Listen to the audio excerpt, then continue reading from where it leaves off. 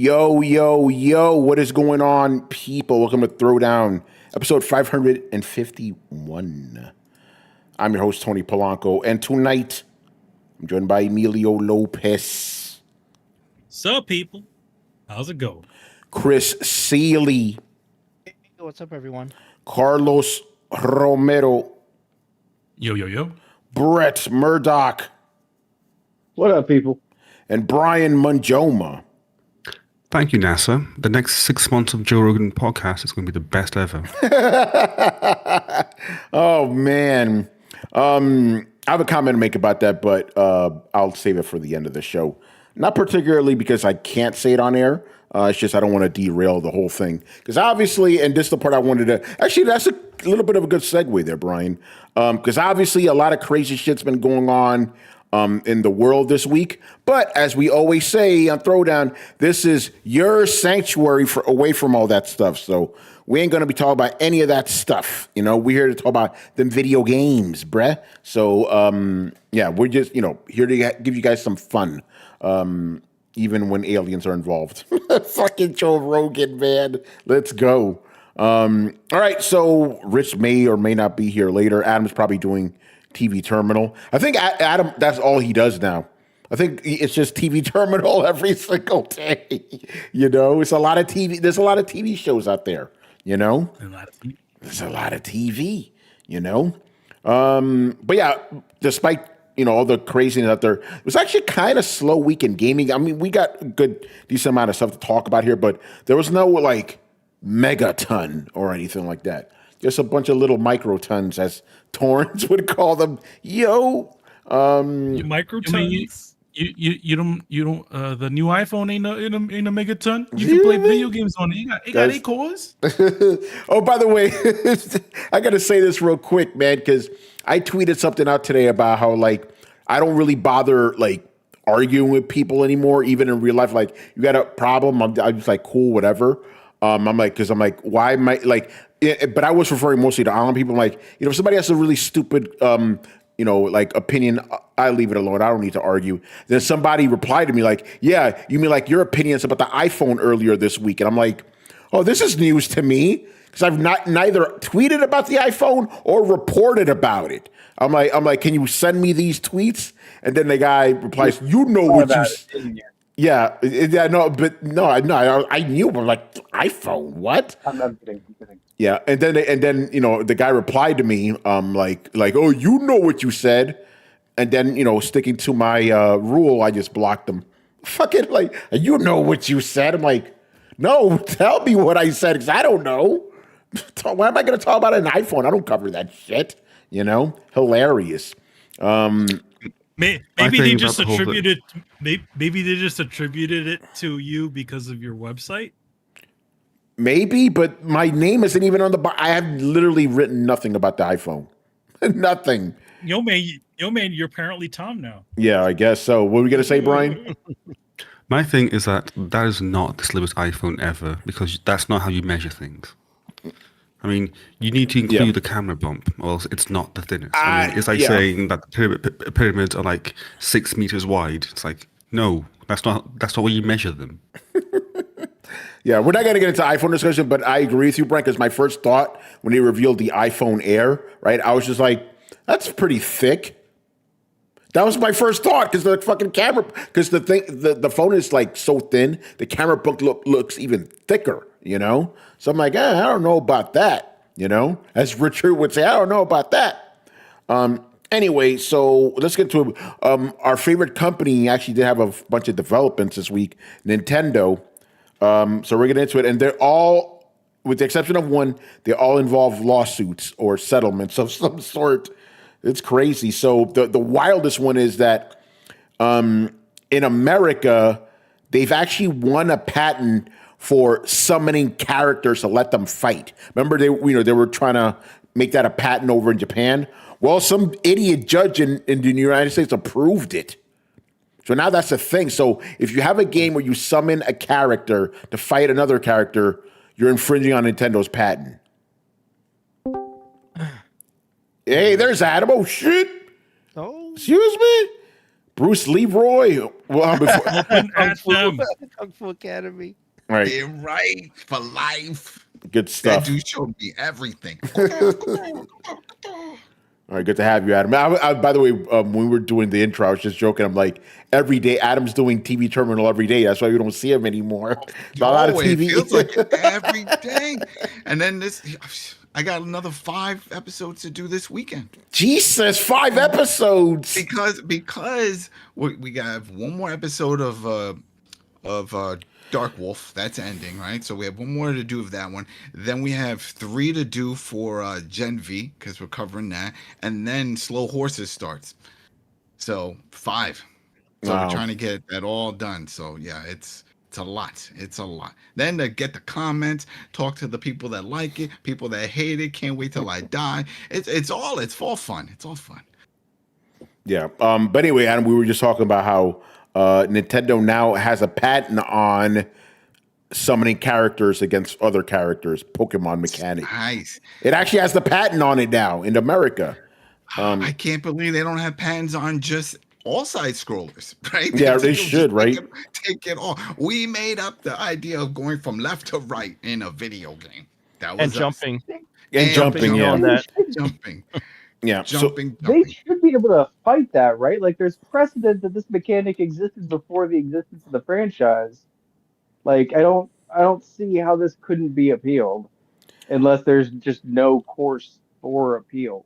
Like, Nobody is cares. that what we're saying? Nobody cares. There's got to be. Well, I agree with you, Brett. There's got to be a way. Multiple IP lawyers have said this is ridiculous. yeah. They're like, what the fuck is this shit? Who stops it? But that's the thing. Who do you go to the higher ups? Like, yo, to put a stop to this shit. You gotta take it to a federal court. You gotta either go in front of a magistrate or it goes up to the Supreme Court because this patent is ridiculous. You can't patent something so basic, right? How many games before then had summoning? There's probably a ton. They don't care. They just got it. They and somebody's gonna somebody's gonna have to either Nintendo's gonna go after somebody who's gonna have discovery, who's gonna have years and years of like, look at this shit from the 90s. We've been doing this forever, and then it's gonna break the patent right there. Like, are they gonna go after Yakuza? Because remember in that one, like a dragon, you can summon with your cell phone. And they're gonna game that has summoning. They were like, "Oh no, you owe us." So let me read this part because it's Try related. to make a second one, maybe. Yeah. So check this out. Let me read this part because it's related to what you said, Adam. This is from IGN. While the patent pretty much sums up how Pokemon games work in that you summon Pokemon to battle other Pokemon in the hope of adding them to your collection, there are countless other games that use similar mechanics, such as Persona, Digimon, and even Elden Ring, depending on how the patent is interpreted. So yeah, it's like, depending how you interpret it, everything's a fucking Pokemon game now. You know? Even Final Fantasy. Yeah, because you summon fucking creatures. Yeah, they're literally called summons. I swear to God, if they fuck with my Soul series, I will fly and burn Nintendo. Well, I don't. They see, the Nintendo's not that ballsy. They'll fuck with little guys like the Pal World guys, like Pocket Pair, but they won't take on Bandai Namco. There's no way they're gonna try to wreck that relationship by litigating against them. There's no way. It's like taking on Square, same thing. They would be fucking fools to do that. See how this even got this far for approval. Like, whoever read this was like, this doesn't make any damn sense. But probably some dumbass judge just approved that. Okay. Yeah. With my kids like Nintendo. It reminds me of was it Candy Crush when the guy was trying to get a patent for the word candy? Do you remember that? Yes. He was like, yeah, he wanted. I was like, are you kidding me? Come on now. And Summon, this is just like you said, countless games. We can go all the way back to Ultra Beast or any Golden Axe when you would summon like the rainfall, the bombs, and all anything that goes with summoning. That's no. I don't care. I don't believe it. And apparently, well, it's happening, Adam. You know. I don't care. I don't have to accept it. You're not the boss of me. Tell me to do this. Yeah, shit. fuck reality. You know. Right. You know what? Jump off a building. You don't gravity. Fuck that. You don't have to listen to that. You know. Fake news. That's just not real. Okay. But apparently, my shoes keep me down. My shoes. I got Timbos on. The patent was filed in 2023, and it just passed without any like objection. No one's paying attention. That's what it is. So they actually have listed here some of the situations or stipulations where this lawsuit could take place. It suggests any game that makes use of the mechanics listed below could now potentially trigger an infringement lawsuit from Nintendo. So here's what it is. One, there must be a PC, console, or other computing device, and the game is stored on a drive or similar storage medium. You can move a character in a virtual space. You must be able to summon a character. They call it a sub-character, by which they mean it's not the player character, but, for example, a little monster such a Pokemon that the player character has at their disposal. Then the logic branches out with items 4 and 5 being mutually exclusive scenarios before reuniting again in item 6. And I'm reading all of these. It's 7 in total. This is about item 5. This is about summoning the sub-character in a place where there is already another character that it will then be, when instructed to do so, fight. Item 6, this alternative scenario is about summoning the sub-character at a position where there is no other character to fight immediately. Then the final one is about sending the sub-character in a direction, then letting an automatic battle ensure another character. So basically, like, you've seen this in a bunch of other games. So it's like, are these all separate things, or like these are all separate patents they filed, right? Like they're all part of the same thing. They're all part of the same patent. Yeah. Like it has to meet all of those qualifiers to. Those are some of the qualifiers. It doesn't have to meet all of them. It just has to meet at least one of these. Okay, because like moving characters around in a virtual space, like I've seen Nintendo pull that kind of shit before, and like they'll try and patent the idea of fucking video games if you let them. I mean, the first one is a game stored on a PC and a storage device. Isn't that like every single freaking modern game for the last like 20 years? Pretty much. Yep. Again, these guys were not paying attention. Or they never played a video game. They don't even know. Like, yeah, go ahead, Brett. Is going through all of this litigation really that much easier than listening to your fans and making a decent Pokemon game would have been? Like, yes. It just seems like it would have been easier to make a good Pokemon game at this point. Yeah, but Nintendo doesn't do things that make sense. I gotta believe that they can't at this point. And I don't know why they can't, and somebody like Pocket Pair can. Honestly, there's no excuse for that, because like when somebody writes fan fiction that's better than the book, then you need to like maybe sit down, drink a little less, and maybe take a writing class or two. Like it's the appropriate response is not to like blacklist that person from the industry. It's just hire them or acquire them or fucking like, why this? But they never do any of that. They never do that. Remember the Adobe situation with the Russian developer many moons ago? I know.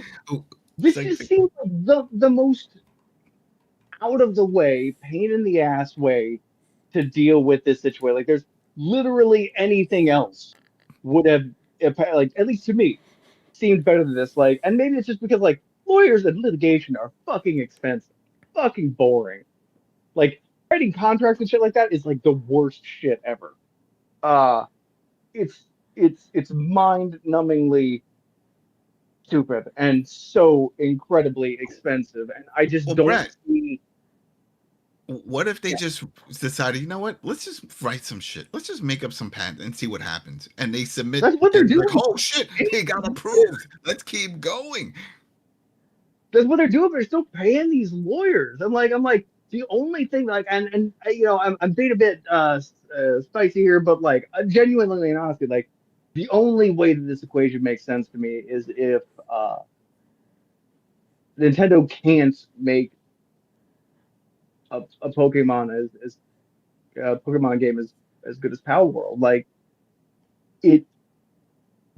why would like the staunch refusal to deliver what has been so repeatedly asked for that could then be delivered by a novice game studio on a fraction of the budget? Like, somebody make it make sense. It doesn't make sense. Everything you just said, Nintendo's not even taking into consideration. They're not looking at this game as like, you know what I'm saying? No, they're not.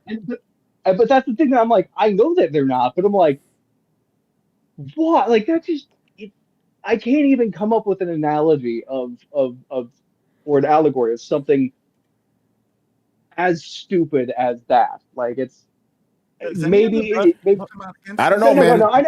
I got one. I got one. Yeah. Okay. So I want to take my car over to my friend's house. So instead of driving it there, I disassemble it piece by piece and take it Uber it over piece by piece and then reassemble it at his house. Like that's what this feels like. You're like you could have just done like anything. How what?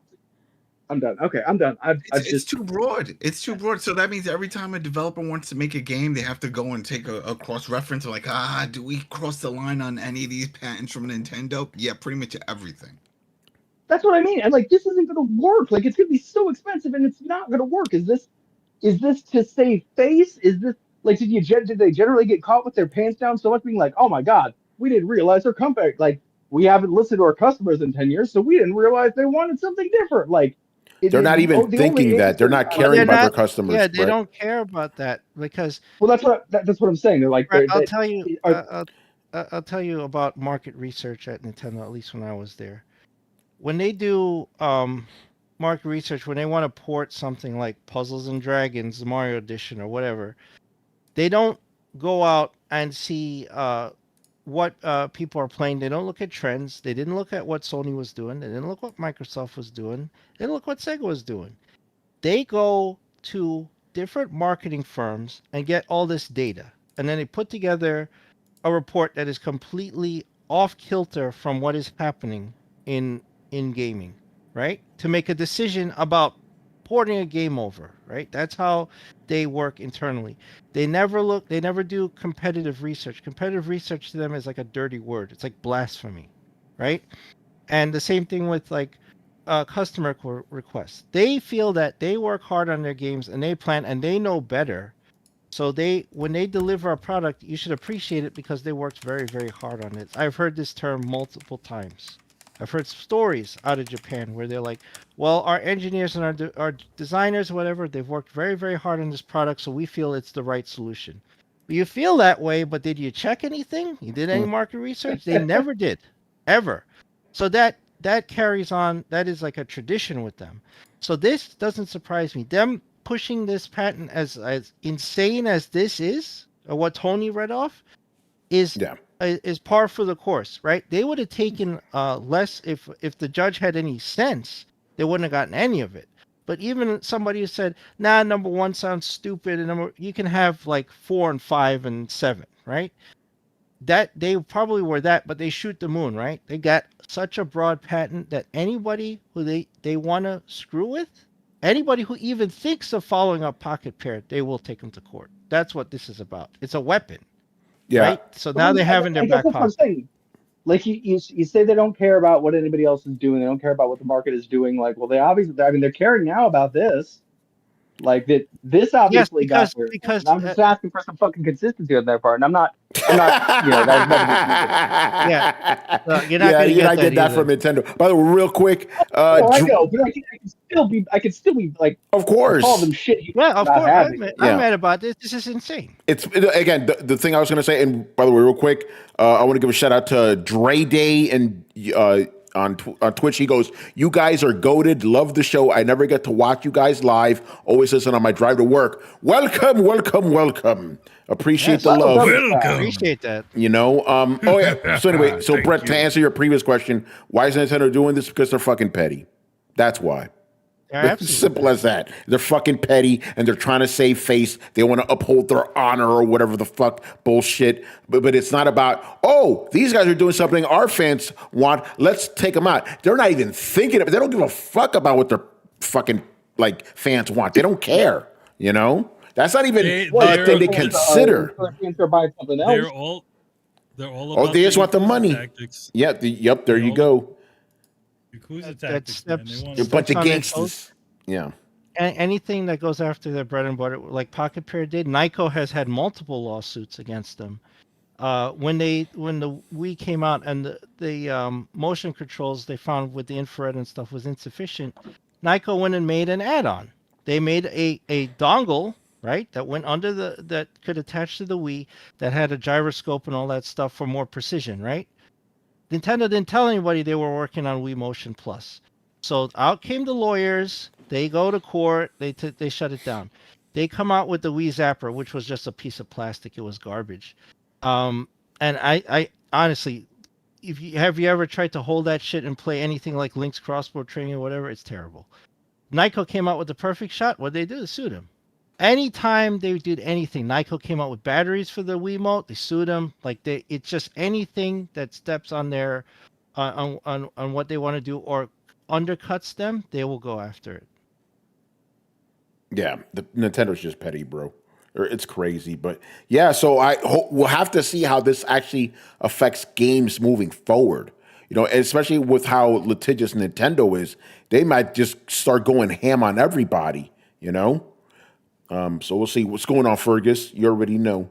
All right, this next story also, again, the next couple of stories are all about Nintendo. So the guy that was making mod chips for the Switch, he now owes Nintendo $2 million. There's a few of them. Yeah, but there's one main dude. One main dude. Is it the one from Canada or Michigan? From Michigan. Yeah, the first guy went to jail for a year. Yeah, and he owes them like $10 million. He said, "I'll never pay this back." Was it the Bowser dude? no, this guy's Ryan Daly. That's the name of this guy. So it must have been a few people. Anyway, a Switch mod. Let me read this real quick. It's from VGC. A Switch mod chip seller who was sued by Nintendo last year but denied any wrongdoing has settled with the company and agreed to pay $2 million. I don't know. Oh, he was the storefront. He didn't make it. He was selling. It was the storefront. Yeah. That's what. All right, that's it. All right, I was gonna say because the other guy, that Ryan guy, that was the guy that they were hunting down. Who him with one other guy manufactured the chips. But yeah, so that's crazy. How he's not going to be able to pay that? You know, no. It's impossible. They did the same thing with Yuzu and all of them. Yeah, they were like they settled. They had to give him money, and it's all because they started taking donations and payments. If they didn't do that, they probably would have still been around now. Probably, yeah. So you know that guy. It's funny. 2 million is actually it's less than 10 million, like the other guy, but still, you know. And he got jail. And he got jail. Look at that. Nintendo always gives me vibes of, you know, the kid that got bullied in school and then he got a glow up when he got older and started bullying like kids. Everybody got bullied. Man, what do you mean? They were the bullies. They were bullies from the kids. They were the bullies. That is true. Yeah. Since the 80s, that hasn't changed. They've always been the bully. They've been around for over 100 years. So maybe, you know, they're still when they were selling cards, you know. They were selling, and then selling toys. People and forcing them to buy their cards. Like, this is the only cards you can use. Then when he got the games, this is the only games you can sell. You sell anything else, that's it. Yeah, and then even if you did make games, I'm like, you'd only make 5. That's how we got Ultra games, you know, shit like that. It's so, yes, this guy, I feel sorry for him, $2 million. You're going to pay that for the rest of your life, and you're still not going to meet that amount, you know? And then the other one, you guys remember that story from CES, that company Genki was like selling like they were showing like a fake Switch mock-up or whatever. It was for the case. Yeah, for the case, yeah. Apparently they settled too because of all that insanity. But go ahead. I don't get that. That's just showing the case. It didn't actually have specs or anything, so it wasn't like they leaked. It was just a shape. Yeah, Nintendo doesn't care, man. You're showing their shit. Yeah, it's how do they win? That's what I'm saying. I say, yeah, of course they don't care. They're going to sue everybody for all kinds of dumb shit. No, they won this. Hold up in court. Well, Adam, they didn't win any case here. These guys settled because they do not have the funds to continue litigation, right? So Nintendo can strangle them in court with just fees, right? They just keep the case going and open it in multiple markets to bleed them out. And they go, "Oh, we can't afford this. All right, we'll just figure it out." It's not. It has nothing to. They didn't win. It's the fact that they're essentially they're just going to keep them in court perpetually until they fucking fold. Yeah, and they folded. Party companies or they go bankrupt now. No one's gonna want to make shit. They're gonna get scared. Like shit, we make something and they come after us because it's some bullshit. Fergus Mill says big bank versus little bank. Yeah, Nintendo has that money to keep that shit going, you know? And everybody doesn't remember, like, litigious, they tried to sue Blockbuster out of existence Yep. for game rentals back in the early 90s. They sued Galoob out of existence for Game Genie. Yep. Like, this has just gone, it's been happening forever. Yeah. Again, they've always been the bully. Mm-hmm. So, yeah. So, yeah, Genki had to settle. Man, when this show's over, I'm gonna break all my Nintendo. Damn. Man, I'm like, Christ. Yeah, and again, people wonder why I'm so critical of Nintendo. It's because it's stuff like this company. They're Oh, wild. don't worry. They'll just say that I'm just cherry picking and I hate them. Yeah. Okay. All right. Yeah, sure. Well, you do hate them. Don't Then do we that. Hey, Chris, we're gonna have to fire you again from the coalition. That's it. Wow, damn! I haven't written for a while. Maybe I got to start so that you can fire me. It's like, get rid of this man. Yeah, Damn, Chris, you're geez. aware both things can be right. Yeah. Yeah, Dre It's Day. like- Yeah, it's yes, like- you're in the presence of a Lord Fergus Mills, man. He's like I always hear about him from the podcast. There he is, Legend. man, a legend. VIP balling. Oh, he hooked Carlos and me up. I wouldn't have my PS5 without Fergus Mills. That's it. You know, He helped me get my platinum in the division. They- I'm telling That's you. right. Yeah. Yeah, He we had hung Rich, fun. but, he hung up with Fergus Rich like Mills is 2 like weeks South, ago. Fergus Mills is like savoir faire. He's everywhere. I remember the first time I played a game with Fergus. Fergus, was it Destiny 1 or 2? It was 1. I think it was probably 1, you know?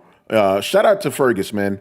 I got them 50, 80, and 90s. Oh, holla at him. Oh, shit. Yo, got them GPUs. Yeah, so yeah, Nintendo, man, they're being a bunch of gangsters. Oh, man. Yakuza, man. Wait, here's the thing. Yakuza tactics. Here's the thing. We're talking about it, and people that read the gaming news talk about it, but the casuals out there, no one knows. Well, they don't know this that shit. stuff. They don't know that stuff. Where's No, the they don't know. documentary They're like- on that shit? Where's the documentary to show the They'll probably real get Nintendo? sued. That's why. They'll be like slander. Yeah. It is so- Don't fuck with Nintendo, man. Yeah, and then the last bit of Nintendo news. This actually does not involve any lost stuff, but there's going to be a Nintendo Direct tomorrow. Apparently, it's going to be the longest Nintendo Direct they've ever had. It's going to be an hour long. It's going to be focused on Switch 2 stuff. So that'll be interesting. It seems like it's mostly They're actually hardware. gonna have some Switch They're going to have stuff games. out. They're going to have games, you know.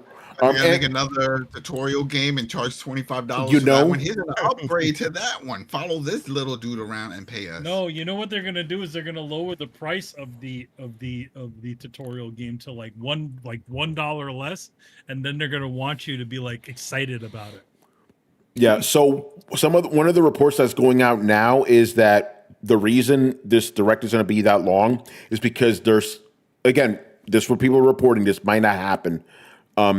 That they're going to spend a good amount of time talking about the just announced Super Mario movie 2. So that may be a thing tomorrow. The movie just got a it. direct. It's not a game. So Yeah, but you know they want to pimp their stuff. But I again, get that. again, that's just the report saying it may be bullshit. It may be bullshit. You know. Why not? Yeah, because I think it would be better if you just have a full hour on just nothing but games. You know. Why are you talking sense, Tony? Yeah, Stop exactly. that. Just Nintendo. Yeah. So. You know, it's going to be a bunch of third-party support. Yeah. Right. But those games don't work right on the Switch too. So what's the point? Yeah, we've seen those things. Adam, Yeah. don't bring logic into this. Right? That's it. It's like, let's play the shooter game. They Hey, better Nintendo announce. didn't. You shouldn't either. They better announce Metroid, man. I was about to say the date. Yeah. If they don't say anything, this is a Star Citizen of Nintendo. Nintendo. What about Pokemon? But here's the thing: those Metroid games they never really sold well. At least according to Nintendo, which is why they never scrambled to get one out every year. Well, maybe you're talking about 3D Metroid, but I feel like I mean, the Dread Prime- was the Prime fun. I games- like Dread, and then it was like, But no, those- we're not making another one. We're letting that go. those were like the like the 2D indie inspired type games from the past. You know, We like those, man. We like the Prime games. I feel like have always sold pretty decently. They must Not have as sold much- decently if they keep making them. But they don't. That's the thing. Look how long it's But they're been bringing since it the last back. one. You know, Yeah, almost like 10 years. Shit. probably If longer it's than made- that. Yeah, they wouldn't do that for a Mario game. They Yeah, wouldn't wait that long for any of that. That's what I'm saying. It's like, what's the holdup? If this thing can print Oh, money, damn. then you fix that printer. You know? yeah. So apparently Metroid, and this is AI Gemini. Take it how you taking will. the Yeah. grain of salt. Apparently Metroid Prime 3 Corruption sold 1.41 million, which for Nintendo single party exclusive game doesn't seem like a lot. Uh-oh. So maybe That's what I'm saying. Wait, what system and what year? oh, that's the Wii. Okay. Oh yeah, I should have That was sold a more big for the seller. Wii. Yeah. For me. Yeah. Everybody and their grandma had one of those. Exactly. Yeah, because Literally. if it was The game was good, GameCube, too. then maybe. But yeah, you're right. Two. Shits. I bet you Rockstar Table Tennis sold more than that shit on Yeah. there. 'Cause Probably that was a just big from you. seller. No, maybe, but it was everybody loved that game on. Is that the Team Ninja one? No, that's other M. Okay. Yeah.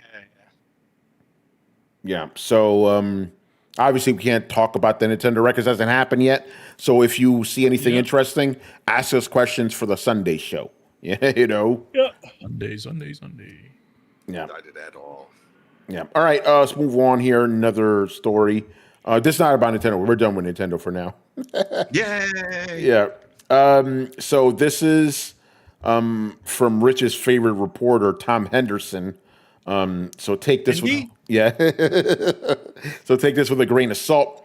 But Insider Gaming is claiming that the PlayStation 6 is going to have a detachable disk drive at launch. Makes sense. You know, the PS5 got a detachable one, and basically they're saying that it's to help lower manufacturing costs. You know, if they just want to ship it without a disk drive, and also apparently, and this is good news. This to me, this should have been the headline. The PS6 itself will have a smaller, more compact form factor, so it's easier to ship. I'm like, good. Hopefully, it won't be ugly. You know, with the fucking, you know, like, come on, bro. What are we doing with the pop With collar? that massive console they made. That's what it looked like. It looked like a pop collar. It's like, let's design a console that needs a fucking stand at all times. You can't true. lay the damn thing on its side or on Did they not hear horizontal all- vertically without a stand. Did they forget all the people bitching about the Xbox One, the VCR edition when that came out? I'm like, yo, look at this big shit. Who This wants is like this? this is like the they took the worst notes from like PlayStation 3 era. It's like, hey, look, let's make a console that's round on both sides instead of one.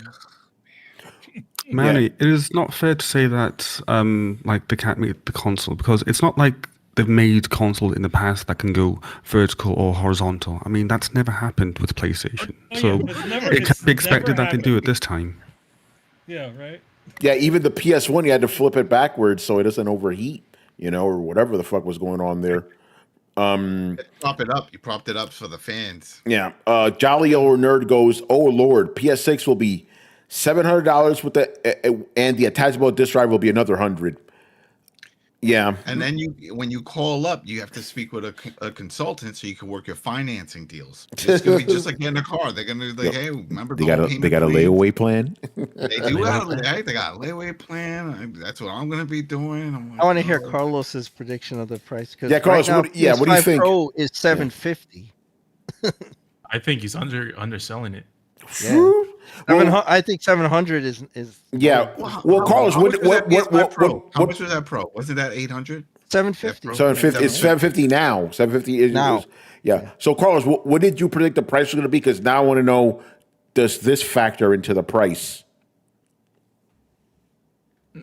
Somewhat, Carlos, but Carlos, say no. Say no. the one I predicted was the Xbox. 'Cause Oh, remember yes, we were yes, talking right, about- yes.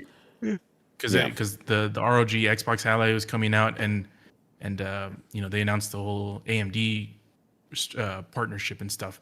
So I got that, but the PlayStation one. Well, I said, but by the way, I did say, I mean, the PS Pro was going to be way more expensive. Yeah, I didn't know it was going to be this much expensive. So when I thought about PS6, definitely above what the PS5. it has to be. Yeah, Question: have the sales numbers come in for that PS5 Pro? Like, they don't put them out separately. They just give you PS5 sales. Yeah, that's skipping out on it. I would like to know how many. Yeah, of course, when it first launched, there's early adopters. Everybody has to get that. But now, how is it selling? No, they don't tell you that. Well, it's just PS5. That's it. And PlayStation might do the same strategy because these companies know what each other is doing. Remember, we got rumors about the portable PlayStation. It's like, oh, we're we're the PlayStation handheld. Well, this might be part of the strategy. PlayStation. We already got that. We're good. We got the Portal, the GOAT. But if they do release a PlayStation Portable, or a PlayStation Life, it'll probably be the complimentary thing that's going to release like at $700 that'll get people into the door for the next quote unquote generation. Yeah, but I'm not surprised by this. Again, they did it with the PS5. They'll probably do it with the PS6. It's just this time it's going to be at launch. Go ahead, Adam.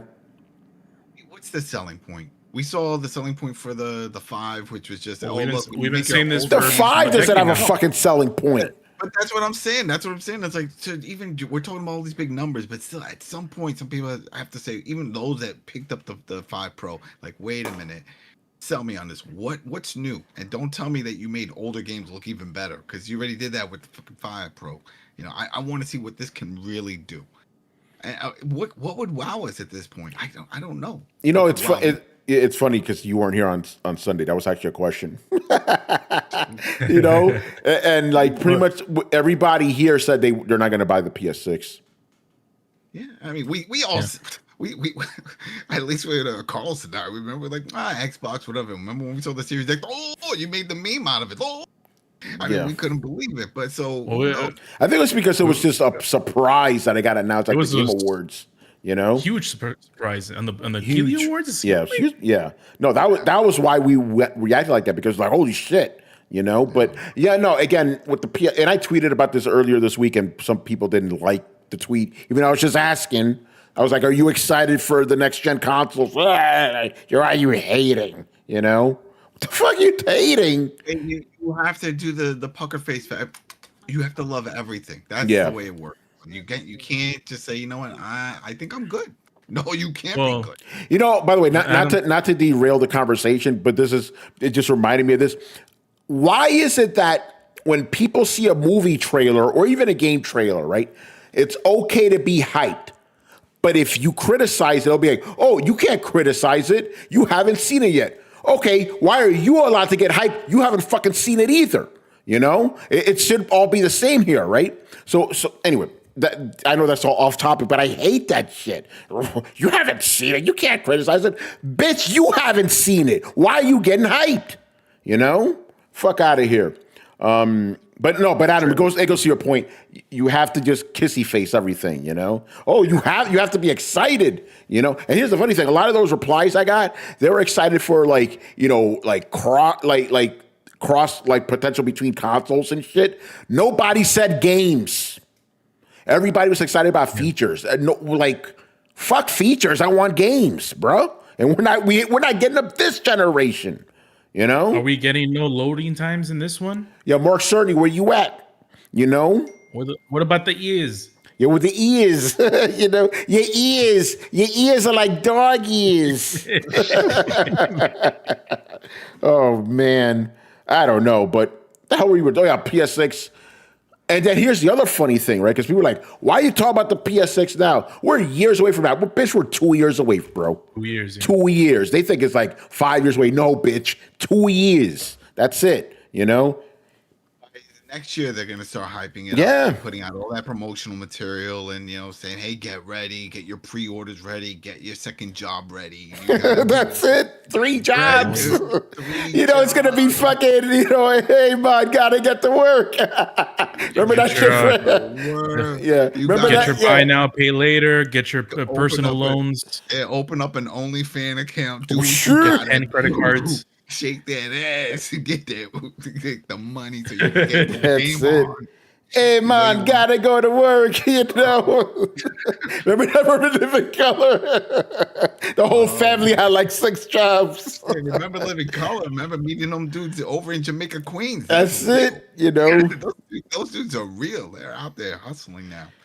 As Freesville says, as soon as the pre-orders get announced, it's too difficult to resist. Yeah, I know how he is. He's gonna you'll need the PS6s. Oh yeah. With or without a disc drive. Fergus Mills, man. You know how he does. But that's what I'm saying. It's like once they announce it and then everybody sees it and like, their eyes get glazed up. They're like, they start drinking the Kool-Aid quick. But then when you take a step What about the back, games? What about the games? That's it. And you take a step back and you take a look. And you're like, damn, I don't want to play that. I don't want to play this shit. Don't even have a release date. So why am I going to get? No, Adam, it's worse. It's worse. Every game that's going to be announced, you'll be like, it's also coming out to PS5. Guys, that's what happened last fucking generation. Every game, bro. They definitely can't kill it. What about Wolverine? They were hyping up Wolverine for the last gen, and that never came out then for PS5. If it were pushing it for the it's supposedly going to be shown at a state of play this month, so we'll see. Go ahead. I mentioned this during last week's show. Adam wasn't here, so I'll reiterate it. I feel like this is the correct point. This is how they're going to sell you on the PS6. Remember the last time PlayStation announced a new console? What game did it start with?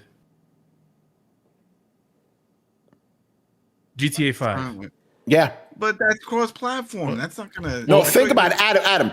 Remember, they're just announcing the brand new PlayStation console, right? What is the first game you see? A game from 10 years ago. At that point, that is not that. That was a perfect example of what to expect this generation. Nothing but fucking remasters, bruh.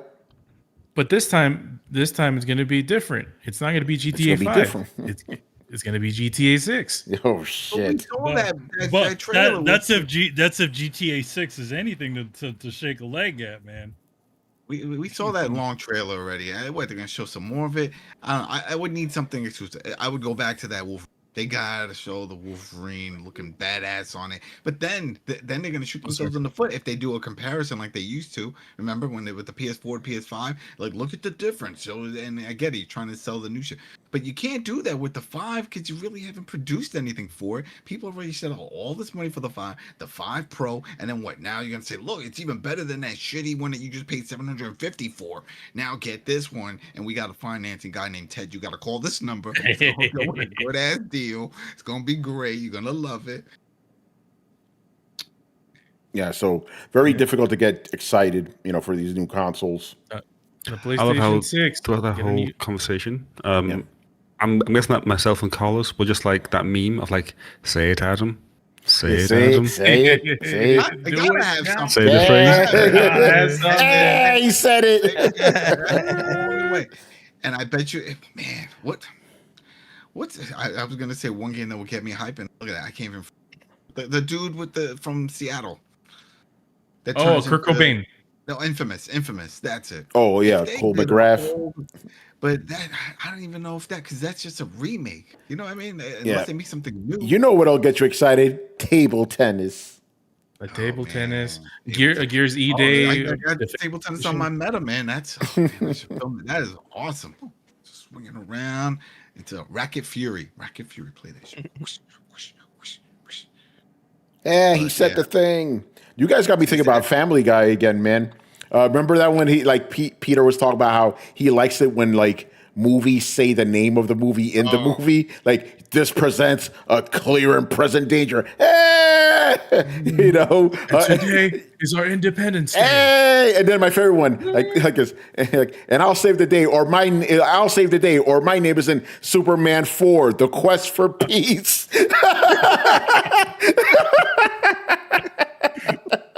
Oh man, it's so good.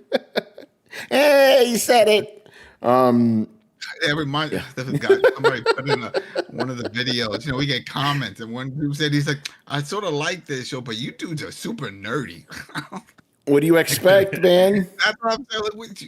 Like, look, you're the one that clicked on this shit. Bitch. Like, look at this. Why are you bitching about the way they just said, like, you dudes are super nerdy? Like, Ask him what's a non-nerdy podcast to listen to then. 'Cause if you do a podcast, you're a fucking nerd. Just by default, you know?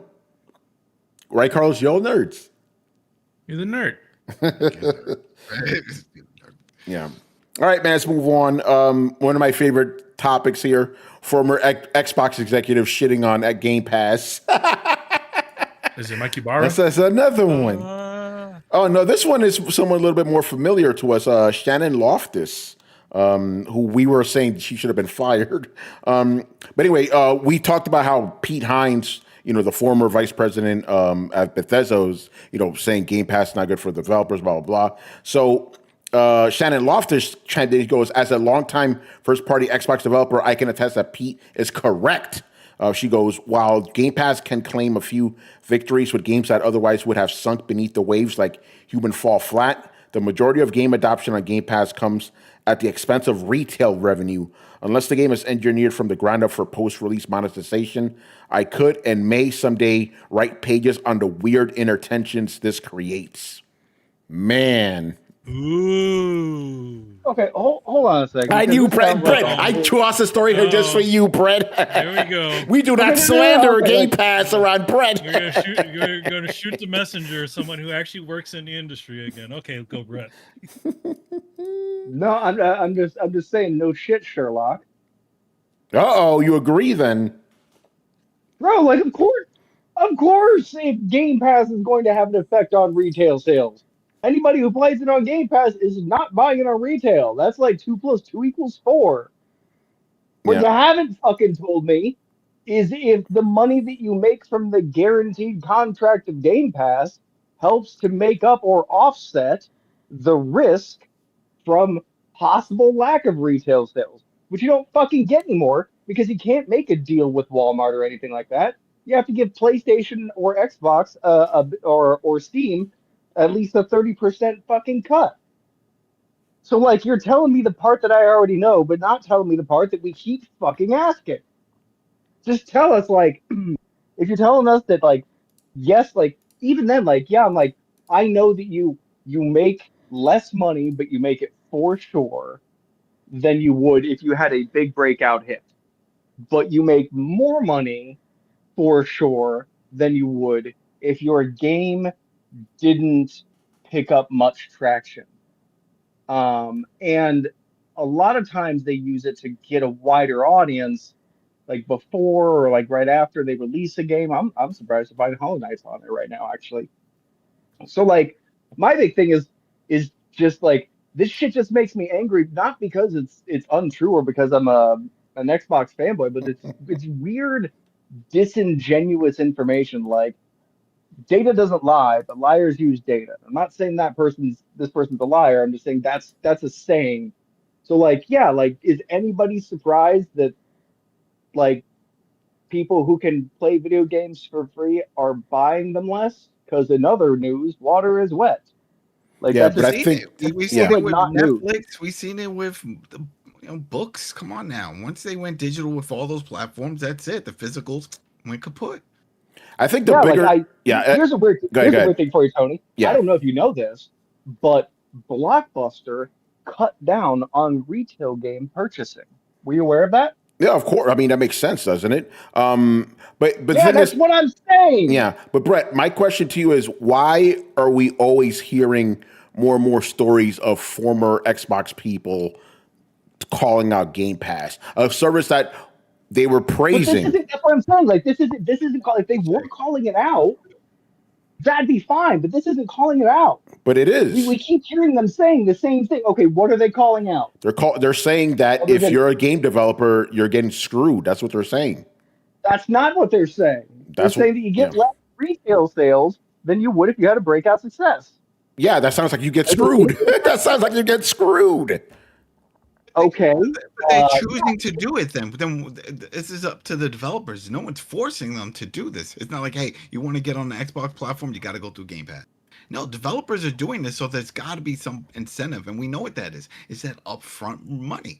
If, let's say, you have a bunch of people that you have to pay, and it's like, all right, well, we need to make X amount of sales to break even and then have a profit or whatever, you can't really do that unless you, as time goes on, the game starts selling. But if Microsoft says, hey, we'll give you X amount of money right now, if you put it on for, I don't know, 3-4 months, they take it. And so I don't understand the argument when people are like, oh, this hurt.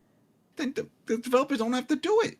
They know what they're doing. Yeah, but it's this hurts possible sales. But here's the thing: it kind of raises the floor and lowers the ceiling, right? Like it lowers the amount that you can possibly make on an amazing fucking breakout game, right?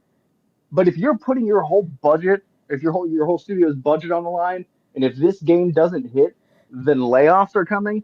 People's fucking jobs are on the line, and taking that Game Pass deal might just be the thing that guarantees that you make it to be able to make another game, instead of like being like, I don't know, and then if it doesn't hit, shuttering the doors, right? Like it's hard out there, and having a guaranteed place where people can access your game to help you make a name with a guaranteed paycheck, yeah, it's not always gonna like be the best deal for you. That's the nature of anything of that deal, you know. Freelance people always make more than their salaried counterparts. Period. That's just how it is. Because the freelance people, they don't have the security of a full-time job, right? It's kind of the same concept. So I'm not saying that it's not bad for some people. I also think that's probably good for some people. I think that there are also people who made a game and that game ended up being more popular than they thought, and they regret their decision to go on Game Pass because in hindsight they would have made more money. The Cuphead, that whole thing, and how that took off, and that was on there. Yeah, like it's one of those like, look, a bird in the hand is worth two in the bush, in my opinion. If you're a young studio, I think Game Pass can really help. Even if you're a more mature studio, fucking look at Valheim. If Valheim had taken, Valheim's on Game Pass now. So, they can't be giving that shit away for free. So the money they're getting from Game Pass is sure as shit more than they're getting from their video game sales. I'll tell you, Game Pass didn't hurt in their retail sales because that shit's zero. So like there are places that I'm not advocating for. Sorry, not Valheim. Fucking the new Dragon Age. Veilguard. So it's a mixed bag, man. It's the nature of the deal. Is more or is less money guaranteed up front versus a chance for more on the back end? Which is the better deal? And if you can tell me 10 out of 10 what's the better deal, then I think we can move forward in this discussion. But I think the best that I'll get right now is like, well, that depends. It's contextual. And that's why I'm like, yeah, that's what I'm saying about Game Pass. It depends. It's contextual. It really depends on the studio and what kind of game you're making and how much money you have in your war chest. Like if you're running slim, I would rather you take the deal. It's definitely going to get you some exposure, and not let go of your people so that you can survive to make another game that, you know, like if you look at Larian, they've built upon the back of their success and the things that they've done before. So I think that, you know, being able to continue your studio, to continue to be able to refine these and make a name for yourself might be a difference between you existing in 10 years and making a big, awesome game or not. What I've heard a lot of is people saying like, yeah, it wasn't a great deal. We could have made more money. What I haven't heard is Game Pass financially ruined us and we've had to close our studio because of it. That doesn't mean it doesn't happen or it hasn't happened. It just means I haven't heard of it. and I would definitely like to if any of you have heard of that. No, But the I haven't closest. heard- No, the I heard- closest we've gotten is like several studios regretting it. And again, that's my main thing. Is I'm not trying to, like bring up the Were those whole. studios games that have wildly successful games? The Ori games were, I don't know, wildly successful, but they were pretty popular on Game Or Pass. yeah. Okay, so Yeah.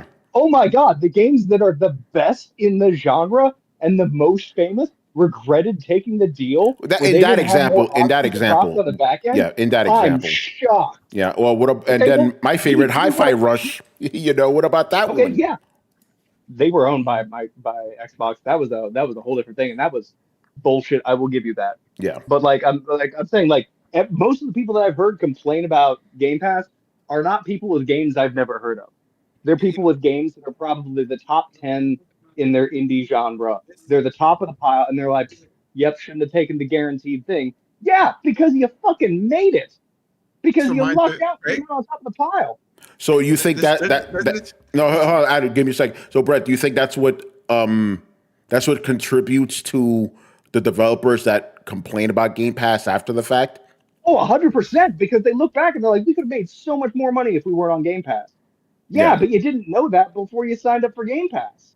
Yeah, and then you didn't know you were going to be one of the top 10 Steam games, and now that you do, you're like, oh well, shit, that really popped off more than we thought that it did. Yeah, those are the people that were like, man, that was a poor decision. And for those guys, yeah, that probably like Ori and the Blind Forest was like a breakout hit. So was Binding of Isaac. If you're talking about getting those games while they're small and getting them and before they become like a viral sensation, then yeah, of course you're gonna wish you didn't do Game Pass. But for a lot of the smaller games that I see on Game Pass, I'm like, bro, I don't know that you want to be out in the wild releasing this shit on Steam for $20. I don't know if you're gonna fucking make it. Like that space is competitive. So yeah. I'm just saying there's nuance to the situation. All right. Yeah, no, that's fair. Again, going back to my original question, why are we hearing these stories all the time from former Xbox people? So you said it, they're former. No one says it when they're working there because they. Yeah, I mean, obviously they can't, but I just find, but obviously I just find it very interesting. I'm like, I told you, find me one from a studio that has made a game when like they're all saying this because their games popped off bigger than they expected. Yeah, well, in the last two examples, they were like not developers; they were people that were like executives saying, "Oh yeah, this is not good." For whatever reason, like Pete Hines and Shannon Loftis, they're not exact game developers. They're like, they work within, they're executives. So again, my question still stands, and I'm not getting my answer. I'm not getting an answer. Why? You're getting yours. No. You're getting it. They didn't say it was bad. They said it affected retail sales. That's bad, dude. Okay. But then that's everything in streaming. Everything. Everybody that's left, whether we've seen it with the Netflix and the dudes that left from there and from Paramount and Disney, all of the streaming is bad for the industry. It's hurting the movie theaters still, hurting sales. Of course, no one's buying discs anymore. They want to stream it.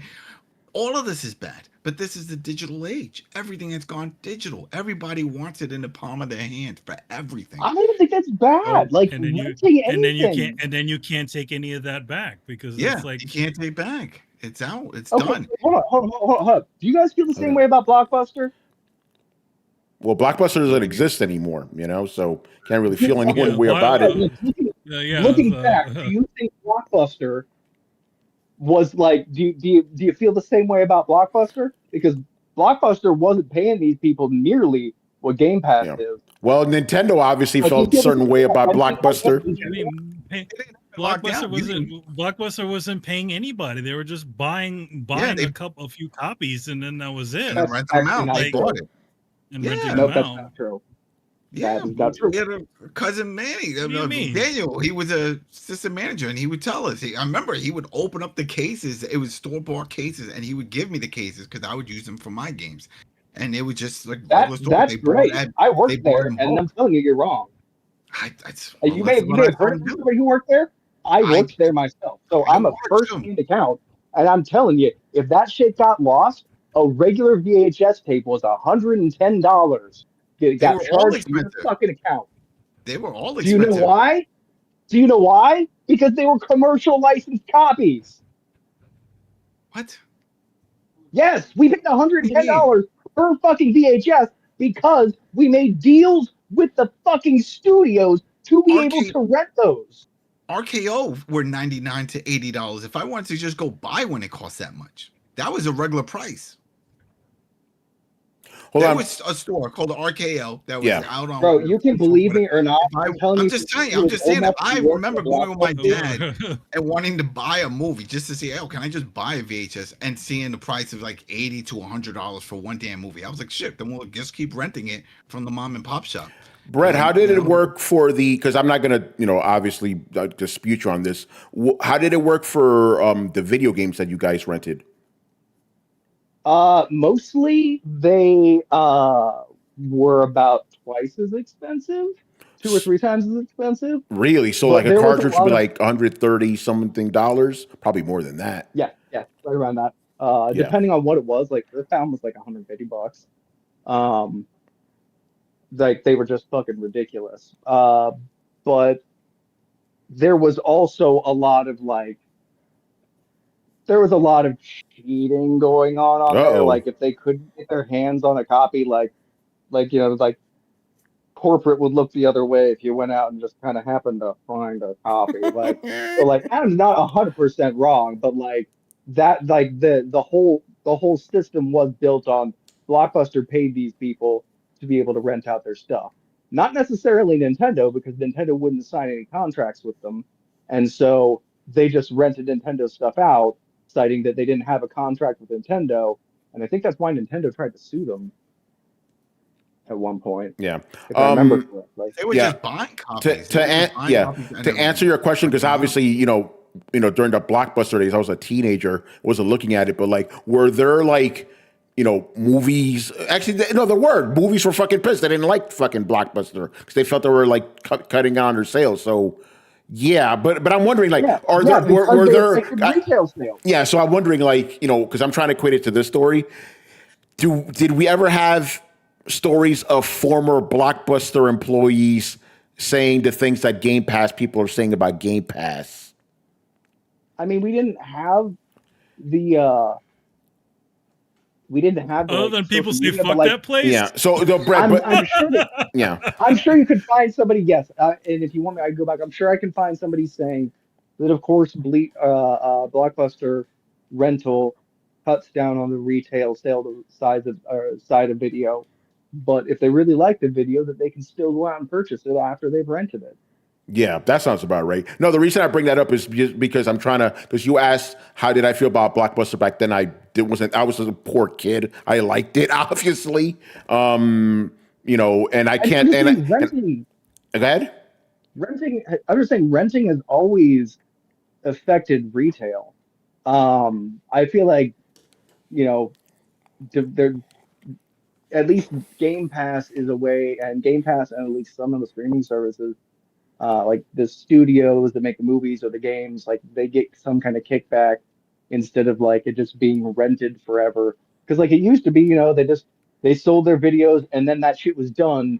There was no evergreen movies. You hoped you made a good movie that was a cult classic, and then when you made another one, that's what kind of drove audience. And we've kind of gone out of that system, for lack of a better term. Sorry, that sounds clunky. We kind of gone out of that. I guess you're system, saying. Yeah, I get what you're saying. Retail, rental and streaming have always been bad for retail, but retail is one slice of the pie, right? The same way online storefronts have been bad for retail sales. Do you think that Sony not having a disk drive was good for retail sales? I'm sure somebody at Sony will admit that because of that, retail sales were down, but online sales were up, digital sales were up, right? Well, it worked the other way around. They stopped prioritizing. Well, there hasn't been, there is the diskless version of the PS5, but that exists because digital sales were already overcoming regular sales, right? It wasn't Sony doesn't have a disk drive, it's affecting physical sales. Its physical sales were already on the decline anyway. So Sony and Microsoft felt comfortable releasing a console without a disk drive. That's how it actually works. I could still say retail sales have been hurt by the domination of online distribution platforms. Oh, yeah, obviously. I agree with that. Okay, does that mean it's bad for the gaming industry? I don't know. Does that mean it's bad for the studios? Well, it depends, right? It could be for some studios, for sure. And I think that goes back to my other point, or your point about how like the only people that are really complaining are like the top tier guys. I wanted more money, you know. Like you said, Brent. That's my guess. Yeah. I want to be. Prove me wrong. Somebody in the chat, prove me wrong. Accountability room, prove me wrong. Let's find out. No, I would like to know too. Go ahead, Manny. But I mean, what they're talking about, you're talking about retail sales, and you're also not considering also actual sales of anything.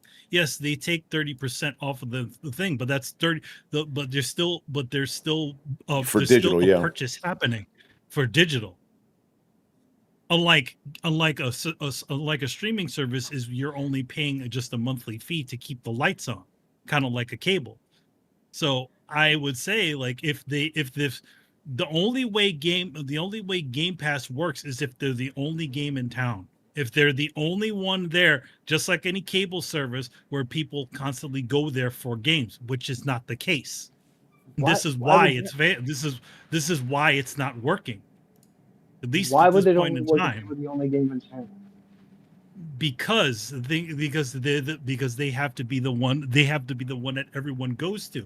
This is why, like if you look at the streaming situation now, where even when Netflix was the only game in town before, they was doing okay. But then once everything got spread out and everybody started having their own services that you had to pay for, then it all started to fall apart. So it only really works if there's only a few. And I think this is the reason why Game Pass isn't hitting it like it is, like they probably wanted to, is because it hasn't reached saturation yet, and it will never. And you think the game industry is working right now? Reach saturation, huh? And you think the game industry is working right now? Excuse me, I can't even hear. I said, and do you think the game industry is working right now? Is it working right now? Yeah. Like if like Game Pass is the thing that's like causing it to, or if Game Pass is going to ruin the industry. I don't think that's the argument Manny's making. The monopoly. I don't think Manny's making that argument. By the way, I'm not making that argument. What I'm saying is if the only way Game Pass becomes profitable and the only way it's able to sustain itself is if it is the only game in town, which they're not. I would actually I see no evidence to substantiate that. By the way, Manny, I kind of disagree with that. They are the only game unless you're talking about like GeForce Now or something like that. I mean, if there is nothing on the dance floor, if you can't get games any other gotcha. Like you can't purchase them, you can't do it. If Game Pass is the thing. Yeah. But to be fair, Game Pass is still making money though. Game Pass is making money, giant quotes in the air. But the thing is that none of that garbage is able to sustain itself, to sustain its own fucking content. And this is the constant conversation we keep saying that needs to be said. Yes, they're profitable, but are they with all the different games that are being developed for them, are they able to sustain it? Obviously not, because they're on a fucking PlayStation. They're still fucking buy games. That's a good point. Why the fuck does anybody care? Who the shit gives a shit? Like, why, Manny, do you care if Xbox is making a fucking profit? They release a product and a price. Understand why you need to look into a fucking crystal ball and see more than that. Like, why does everybody become a fucking business expert every time we talk to Brett, we're on a gaming podcast. We talk about these subjects, bro. Come on, bro. I said we're on a gaming podcast. We're fucking ultra nerds. Of course we're going to talk about this stuff. But somehow magically we're able to materialize money from nowhere by engagement, right, Brett?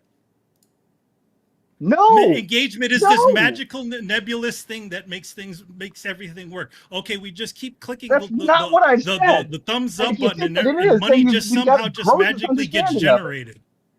What? Anyway, I'm sorry, you were yeah. talking over me. Say it again.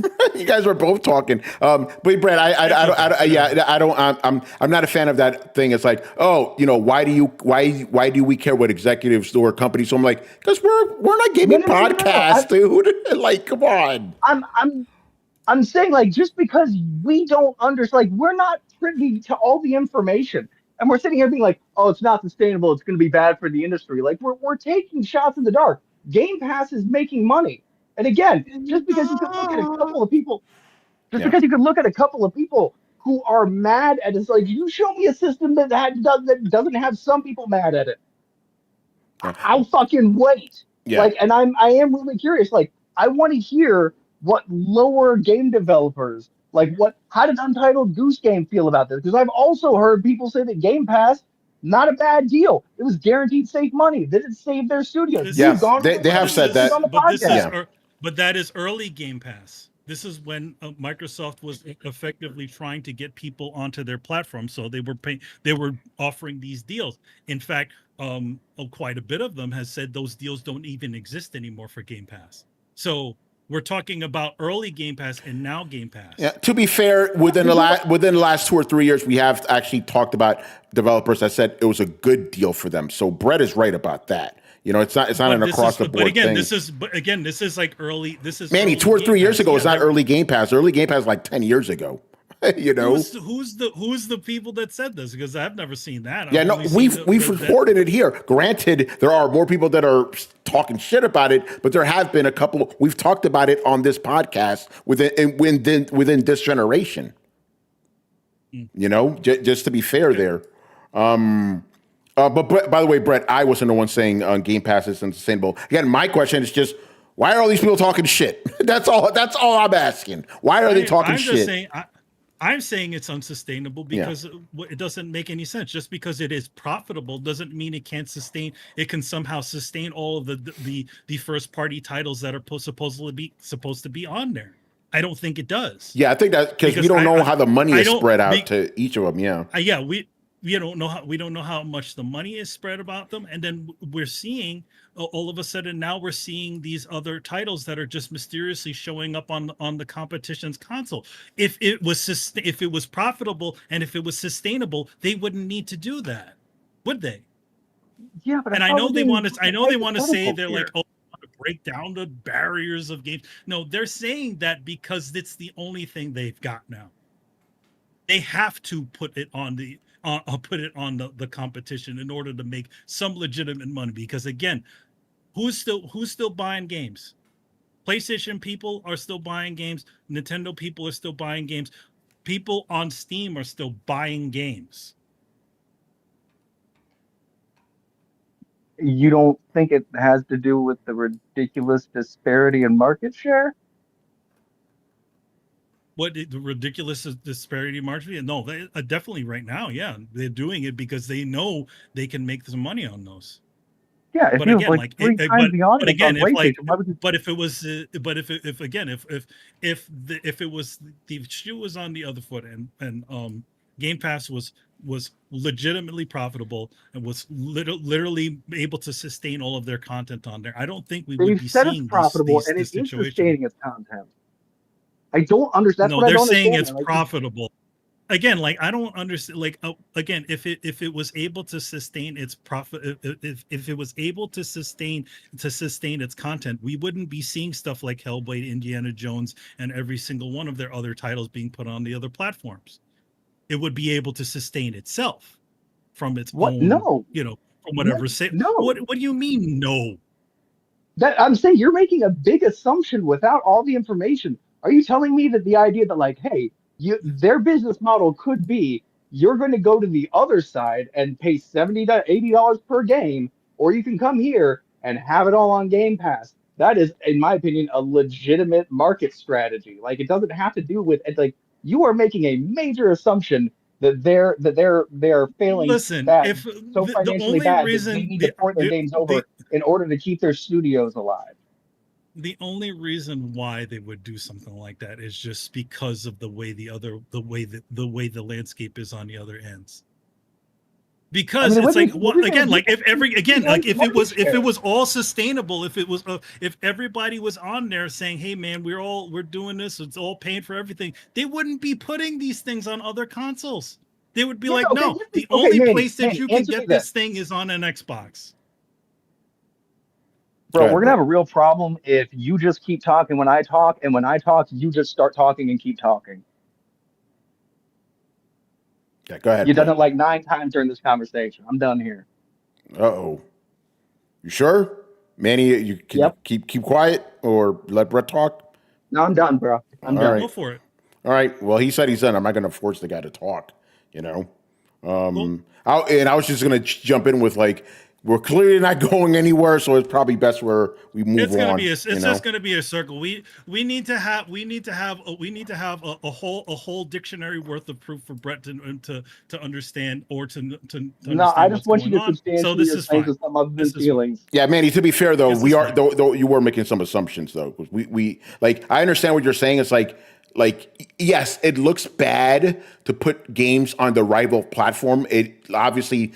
It like, oh shit, why are you doing that? Things must not be that well, but we don't know that, so we can't make that assumption. So if you're saying that's your opinion, I think that's better to say that. You know, that's what you think. Let's say it's my opinion. Yeah. And we'll just leave it at that. Okay? Yeah, I still want to hear what Brett had to say though. I was just gonna say, I don't even know. I was just the sustainability factor. To look like that.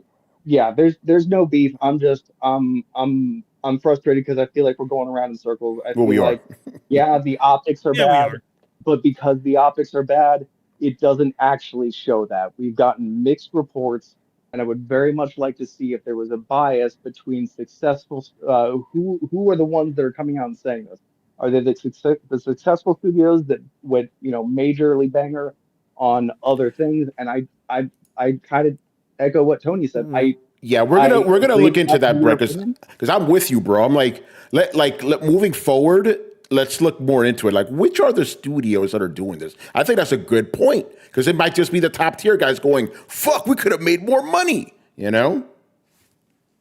I'd be really before. It's like record labels. I'm willing to be wrong. Yeah, no, but you might be right.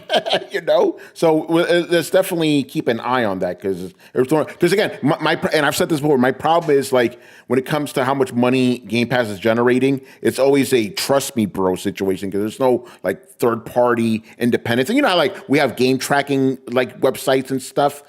It's hard to do that with like a subscription, so it's hard to know. But yeah, but seeing which studios complain, which don't, that's something we can verify. You know what I'm saying, Brett? So we're gonna keep an eye on that for sure because I'm curious now. You know who was talking shit. All right. Like how many times have we heard with like record labels with bands? Whenever they leave a band, a label or something happens, and oh man, they took advantage of us, and we want a better deal. They ripped us off. But then when you look back, hindsight, you made all this money, you became big stars. But when they found you, you weren't big stars. So they gave you some crazy, we want all your masters for the first 3 albums and all this stuff. Yeah, they're making their money. You may feel like you got ripped off now because you're big time. You blew up. But at the time you weren't. And I think that's the whole argument will follow this. Like, some people could use the service and it helped them out financially. And others that did use them, damn, we blew up. Everybody loves it. Imagine if we weren't on this shit and we were just on our own. But we don't know. It could have happened. It could have worked out the way, or maybe it wouldn't. Maybe the reason why it worked this way is because of the marketing behind it. And you didn't pay for that marketing. There was a network that was pushing it because of a service that your game was on. And we see that with music. So, people have different views on it. Yeah. All right. Let's move on here. All right. So there's a BioShock movie in the works. But the good thing, unless they fuck this up, is that it's going to be based on the first game. So I'm just like, Hollywood, just stick to that and you'll be good. Don't start injecting weird shit. You know what I'm talking about. Would you cut? Yeah, Brett, would they kindly not fuck this up? Ooh, maybe you should ask them that way. Yeah, right. But we'll see. But that seems cool. That first story, BioShock 1 is probably still arguably the best one in the series. So I think that's good to stick with the one that everybody knows. Now is this a movie, right? Or is this a fucking show? Not a series. Yeah, because again, it says Netflix, so who the fuck knows? Well, it says BioShock movie. So I mean, Could be animated too. could be. well, we'll see. It could be an animated film. I mean, Netflix is kind of hit or miss when it comes to adaptations. I just look at Death Note and be like, ooh, and Cowboy Bebop and be like, ooh. Yeah, it's a movie. It's directed by Hunger Games guy. And Manny, is something I learned from you. If it's a director of like animation, then it's a series or something, or some like low ranking guy. Yeah, if it's a guy that that's known for animation, it's usually going to be an animated film. Yeah. So this is what it says here. Netflix wants us to keep everything in the wraps, but it's definitely going to be based on the first BioShock game. That sounds promising, but we'll see. We'll see. Their video game adaptation game has been pretty lousy. Resident Evil, that was a pretty bad one, and I mean, the only good thing that came out of a good adaptation that people sort of like is the One Piece one, but that's because the fucking creator of One Piece said, "Don't fuck this shit up," and he was an executive producer that had actual say as to what was going to happen, on the show, as opposed to like the some of the other guys that just say, yeah, whatever. Like Watanabe didn't say anything on that Cowboy Bebop show. He had no say on that. Yeah. It just gave him a placebo role. Does he still is that show still in people's good graces with the season 2? What I don't think season hasn't come out yet. Yeah. Yeah, see, One Piece season 2 isn't out yet. Yeah. Because I'm really curious if a lot of people were like just so surprised that it wasn't absolute garbage like Cowboy Bebop. So like now that they know what they're in for, like are they gonna be like, it's not as good as season 1, or Brett, There's always going to be people. There's always going to be people.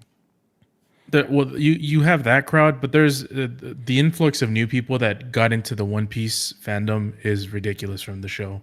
Like it brought a lot of people into the fandom, not even just the live action, but the anime and manga as well. Like since that show came out. That's what a good adaptation. That's what a good adaptation does. It's what got me to go back and watch the original anime. Yeah, there you go. See, right? 700 episodes in, but that's like the key, right? Like, in other words, like, we say this a lot of times when it comes to some of the other adaptations and stuff. It's like it's not that difficult to try to do that. And the thing is that especially when it comes to something like that, it's secular. People will want to go back in and be like, okay, what's this thing about? Let's see what it's about. Wow, this is cool. I like it. And it's also recognizable enough, at least the show compared to this, compared to the anime, compared to the comics, so it all still feeds off of itself. But places like Marvel and DC don't seem to like doing that, where essentially like, hey, how do we get people rolling back into our catalog and get more sales going? Energy. They don't care. They actively tell directors and actors, don't read the comics. We're doing our own thing. So weird. Fucking stupid. I'm really excited about the relaunch of the animated One Piece kind of. I know it's not going to be called One Piece Abridged, but that's just where I'm going with it. It's called The One Piece. Is it One Piece Kai? Yeah, it's bro, like I have seen the planned list of like some of these seasons are like going to be 32 episodes long. I was like, bro, you took 108 episodes. Like Skype is down to like 20 some episodes. Wow. I'm like, Jesus Christ, that's like next to nothing. I mean, don't get me wrong, like that's great. Well, by the way, it's a smart move. Yeah, it's a smart move. Now we're in an Otani. Yeah, I was about to say I know this, but I'm curious, so I'll let it go for a little bit. So Brett, is that going to be happening concurrently with the normal One Piece show? Yes, it is, and they're actually both slated to finish around the same time. Wow, that's great. So the new show is going to catch up real quick, I guess. But yeah, they're actually doing that on purpose. So you're going to have like your choice, but then the finale of One Piece will be almost kind of a universal simultaneous thing if it goes right, which would be, especially if they locked it in with the Netflix thing, like if all three One Pieces had their series finales like back to back to back, so like nobody knows how the fucking shit ends until everybody knows how that ends. You know, that'd be a cultural thing. Like that make Endgame look like peanuts. That's crazy. Brett, I'll tell you this much: that's not gonna happen. I know. Studio Wit is the one making the remake, and they take their precious time for anime. Their track record is, they took years. I mean, for I assume Attack on Titan. it's just going to with the new anime too, aren't they? Because like the new anime chugs it like fast. Like they're like McDonald's burgers. They come out quick, bro. And like they I don't know if they're going to finish them at the same time then.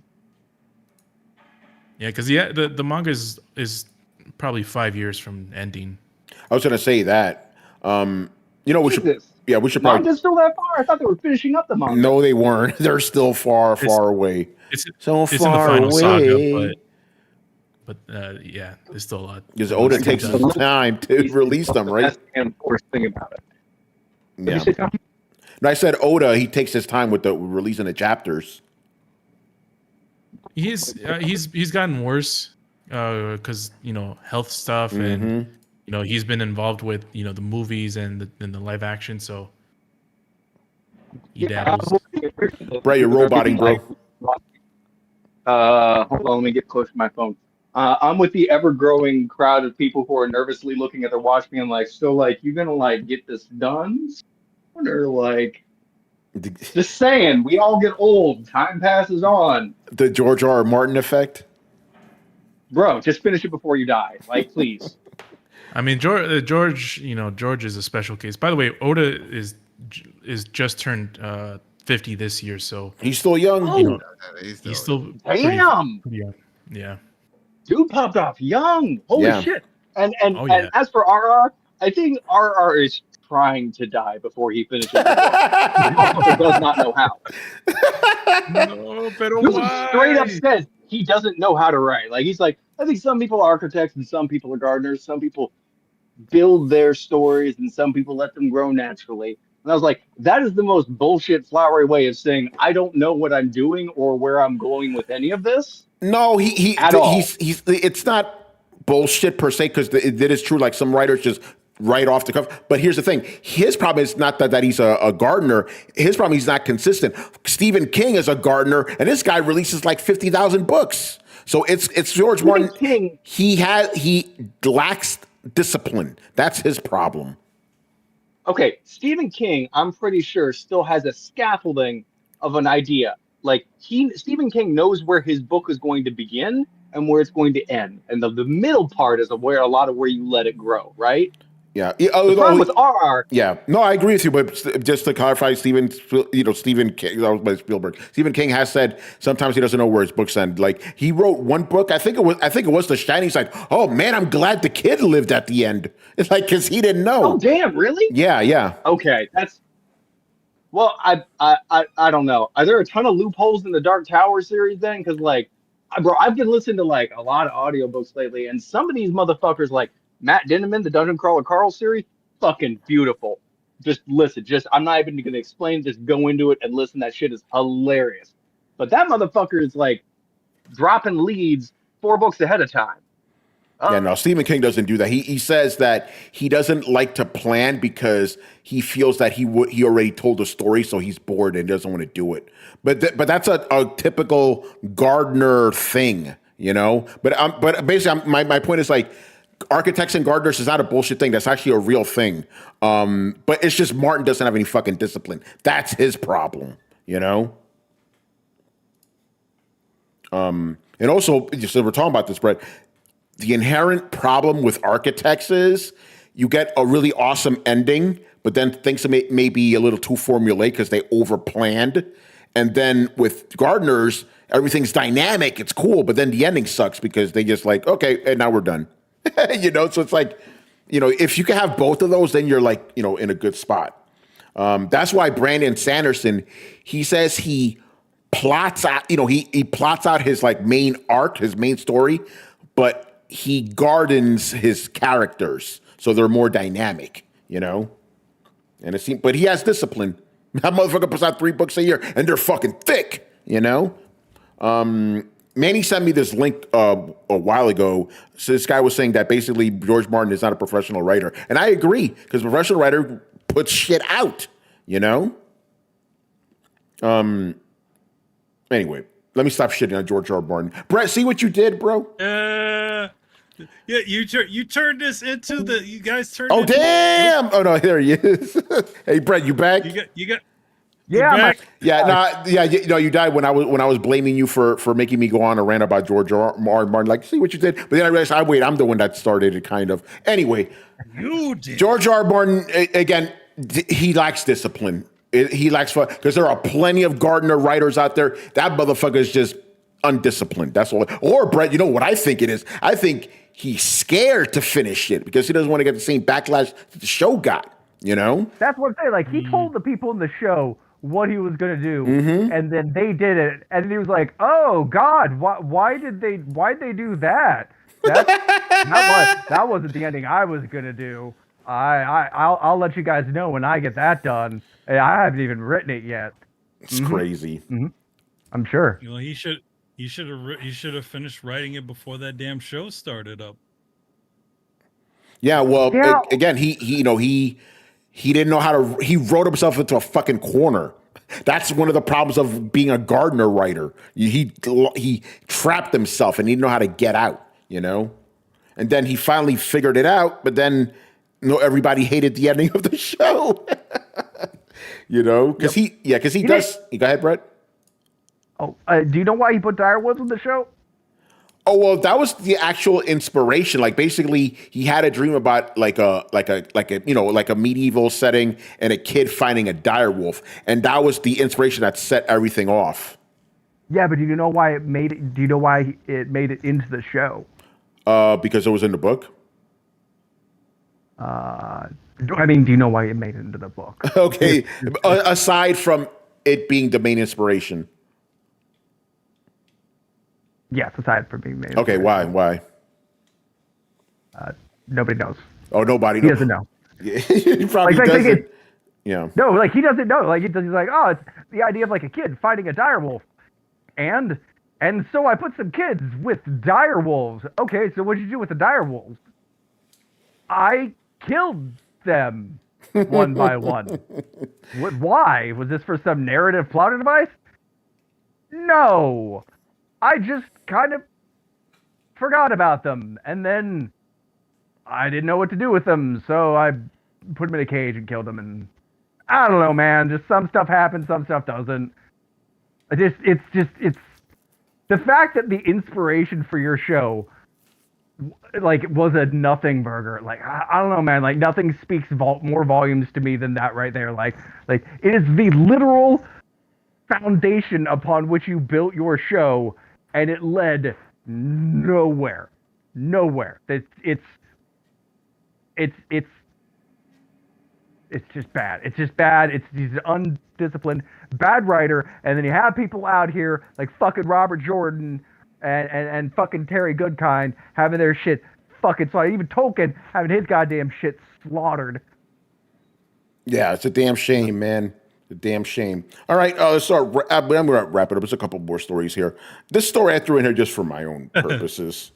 Panzer Dragoon Zwei, man, it's coming. I've been asking for this game. Wait, really? Yep, they got a remake. It's coming, and I have mixed feelings about it. I'm happy that it's coming back, but I don't like the graphics. Does it look like that last remake they did? Yep. And I think you could tell they didn't put a lot of money behind this thing. But I'm like a beggar here. I'm like, I want Panzer Dragoon back. So I'm fine because I'm like, I hope this leads to Panzer Dragoon Saga. That's what I want. They're going to have to rebuild that from scratch because they lost the source code. But it's good that they're at least, the first remake must have made enough money that they decided to make a second one. But I don't think they put a lot of money into that first one either. People had issues with that one. But yeah, and apparently this was announced a few years ago. But yeah, again, I'm happy it's coming, but it looks rushed or low effort, you know. But we'll see. When is it coming out? I don't know when it's coming out. Here's some of the stuff it has. Yeah, I know that 20 years before the first game. Dragon Evolution, that's in the original. Rail shooter, all that good stuff. And it's gonna have 2 control schemes, classic and modern. So that's interesting. Remastered music, interesting. I'm with it, man. Sega Saturn, let's go. And then the last thing I just threw in here for fun, speaking about returns, Acclaim is back. Like, okay. And they have, and we talked about this before. Another company bought it. That's all. It's just by name. Yeah, is that what it? That makes sense. Yeah. Is anybody from the original Acclaim? You know that. You know it is. Is it?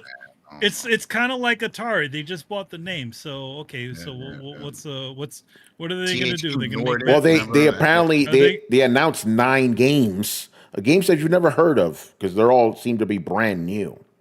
But they don't seem very. They're a publisher right now. Yeah, they don't seem very high effort, if you know what I mean. Yeah, they look like a lot of indie games, right? Yep. It's like side scrollers and stuff. Yeah, That's what I remember seeing. There's some side scrollers. The one that kind of stood out that everyone's talking about is this like SSX tricky type of game. It's a 3D game, you know. Another game here looks like kind of like Splatterhouse. That's kind of cool.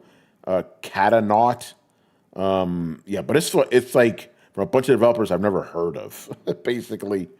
Yeah, so it seems like they're just, at least in this juncture, they are pretty much just going in and being a publisher.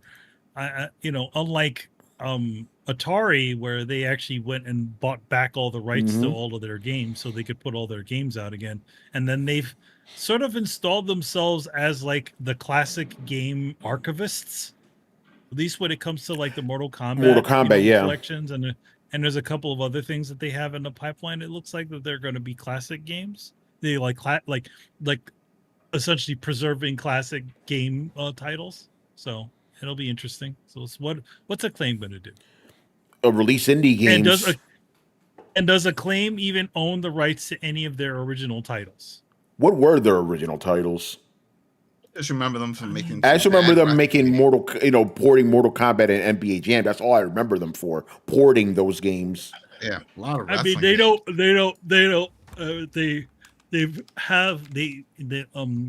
Valiant has been excised from them. Remember, because Valiant was bought by them. So they don't own any. They don't own Turok. They don't own any of those titles anymore. He's out of Long Island. They used to be out in Long Island. Yeah. Me, Tony, and our buddy Mike applied to be game testers. But we were 15. We were 15, and then I did get the call. I actually did get the call from them, but I had to travel out to Long Island. I didn't know how to do that. Yeah, I had to take a I looked it up. And I was like, I had to take a Long Island Railroad and like a bus just to get over there. I'm like, damn, all right. Wasn't far on at 71st Continental. Wasn't there a stop like next to that McDonald's near Main Street? No, there's that. There is that, but like if anything, it would have had to have been like, it depended on what location, what part of the Long Island it had to be. I can't exactly remember, but at least when I remember, it was like. You could take the Long Island Railroad there, but it was like a really long. There was no buses or anything, so you pretty much had to walk, or take a taxi from there. So yeah, because once you get to Long Island, you need a fucking car, No, you do need a car. Like there's very little public transportation over there. Yeah, and the little that is there takes a long time. But yeah, Acclaim. Yeah, the reason I brought up the story is because so Manny could tell that story. We applied to Acclaim back in the day, man. So that's how long we've been in this gaming thing. Since we were teenagers. Heading to the movies to watch Demon Slayer. I'm out. Have fun, Fergus Mills. Oh shit! Yeah, I'm going next weekend. Tell me how it is, but don't spoil nothing. Slayer. Good stuff. I wonder if it'll I wonder if it'll do the same numbers as that one that was released during the pandemic. That one shit. did crazy numbers. Oh, I'm going Saturday. Excuse me? Damn. Yo, man, that's like 3 people we know is doing this. That's Yo, right. man, anecdotal evidence. That's it, man. Anecdotal evidence. That means it's going to be the greatest thing ever. Rich is that now? He's at the cinema, right? No, he's right here. I'm pretty. Yeah. Oh, No, shit. I mean his avatar's here. He's Rich. Is at the movies. Oh, Rich man. is a ghost. His force spirit is transferred in. Yeah. All right. Let's start wrapping up and let's conjure Rich here. Rich is coming up on the coalition, man, this weekend. Uh-oh. Not enough. We don't hear nothing. He unmuted himself. Yes, sir. Yes, sir. I am here, and I enjoyed that spirited debate between Manny and our boy here. Brett. Brian. Yeah, Brett, whatever it Listen, the is. show's called Throwdown, bruh. Yeah. All right, so to answer the question, the coalition, myself, Mr. Adam Vale, and Mr. Carlos Romero, we will be continuing to review The Walking Dead. Daryl Dixon, by far the best spinoff that The Walking Dead has ever had in recent memory. So definitely check out our I Am Negan podcast, the next episode of Sunday night. I'm going to pass the mic over to Adam Vale because I'm sure he has to talk about a TV terminal. The last thing I will say is, yes, I am very, very busy playing a ton of games I can't talk about yet, but stay tuned. There's going to be a lot to talk about in the weeks ahead. So that's all I can say. There you go. All right, Adam, TV terminal, man. What's going on? Well, that too, but then also games. Borderlands. They sent over Borderlands today. Doesn't that game come out tomorrow? Yes. Yeah, Rich, we're gonna talk about that off air because I got some stories. What the heck? You know, It's out now, so it came out on the 11th. No, Yeah, Moo cow F milk. You know, it's like, oh, here you go. Thanks, but then shit, thanks. Then what am I supposed to do? You know what I mean? It's like now I'm behind it, whatever. But anyway, yeah, that's we'll talk about that off air. It's crazy. Yeah, that's gonna be that's looking forward to that. Let's see, TV terminal. Yeah, we got the Chief of War, Jason Momoa show. That's coming close to an end. All major characters died in this week's episode. That was so sad. Brutal way. Spoiler. Spoiler. Well, yeah, it's a spoiler. But I didn't say who died, but damn, a lot of people died. Pick one. But we covered that. That's there. Of course, Dark Wolf, the Terminal List. It's an Amazon show. If you like a lot of Call of Duty, then you'll like that show. Oh, so good. And then, what was it? Of course, as we mentioned, I Am Negan, but that's all Coalition also. And I feel like I got too much shit. It's something else I just did. Don't remember what it is. But it doesn't matter. There's a lot on that. So yeah, go ahead, check it out. TV Terminal on YouTube, also on the Coalition. And yeah, you can find us. We're doing a lot of shit. Are you covering CSI Miami? CSI Miami, no, but there will be another. We're covering Law and Order, Organized Crime when that comes. So we'll be covering. Yeah, we'll be covering that one. Oh man, I feel like I'm forgetting. There is something else that's coming out. Whatever. The Fallout. Well, eventually, yeah, that's later on, but that's the. I know. Slow Horses. Slow Horses. Well, yeah. That's September 24th. So definitely we'll be covering that, and that'll be the next thing we're recording. A lot this weekend. A lot of trying to get things in the bag and then game. You know, it's a lot. It's a busy time. It's a busy time for everything. So the whole point is that we're creating a lot of stuff. So go check it out. Whether here on the Throwdown or on the Coalition, TV Terminal, all that stuff. Support us all. Hang out with us all. You're already here. You know it. Cut the bullshit. The Recarnite. Cut the bullshit. That's it. Cut the bullshit. The day this shit gets monetized so I can pay the bills, I'm like, here we go. Subscribe. Cut the bullshit. I already have my own. You can have that shit tattooed on your forehead. Oh, And it's man. true because as Rich knows, because you see the numbers, I can see close to 3,000 hours, watch hours. So it's getting up there. But the subs almost 800. But if all those people that were watching, because I could see the different, it's not just a reoccurring. I see over like 2,000 different people. If they all just subbed, this is why now I get it. Why so many people please say, please subscribe, please subscribe. It's not that they're trying to get people to do it. They're trying to get the people that are always coming back to do it. They're like, you're already here. I know you're here because I can see the hours. I know you're doing it. Just do it. Just click it. You know, so, and I said, I was like, if you like it, like, subscribe. If you don't like it, like and subscribe. That's it. Like and subscribe. That's it. You got something nasty to say? Put it in the comments. And people have done it. And I say thank you. And I give them a like. And you know what? They do subscribe. And now they There you hate go. watch.